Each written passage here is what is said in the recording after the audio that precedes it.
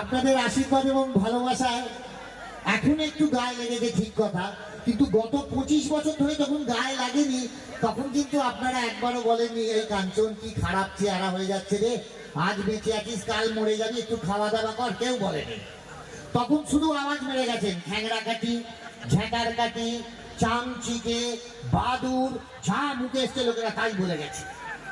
আর কত সহ্য করব বলুন, চুপচাপ সহ্য করে যাই ছোটবেলা থেকে। এবং বিশ্বাস করবেন কিনা জানি না, আগে যে চেহারা ছিল তখন একটা সরু গোপ ছিল, আয়নার সামনে দাঁড়াতে পারতাম না, নিজেকে দেখে নিজে ওমা বলে ভয় পেয়ে যেতাম।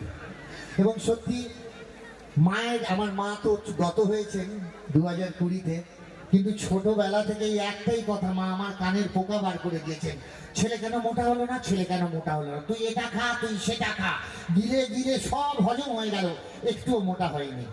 মাকে বলতাম মা সবার ছেলে মোটা হয় না মা, যার 9 হয় না তার 90-ও হয় না। আমার চেহারাটা অনেকটা অ্যাম্বাসেডার গাড়ির মতো, বুঝেছেন? 50 বছর ধরে এক মডেল চলেই যাচ্ছে চলেই যাচ্ছে।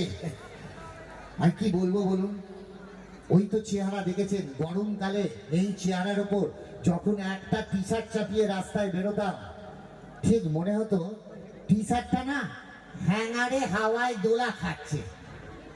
কিন্তু যখনই শীতকাল পড়তো, এই এখন শীতকাল পড়েছে, সুকুমার দার যে দারুণ একটা কোট পরেছেন অপূর্ব, এটা পরে মাঝে মাঝে যাবেন নিরন্তর, ভালো লাগে দেখতে আপনার।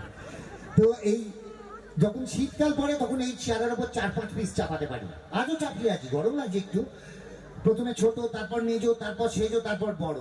তখন আমার চারানা মোটা মোটা লাগে। তখন আমার মা তখন যখন দেখতো শীতকালে ওপরটা মোটা হতো, তলার সরু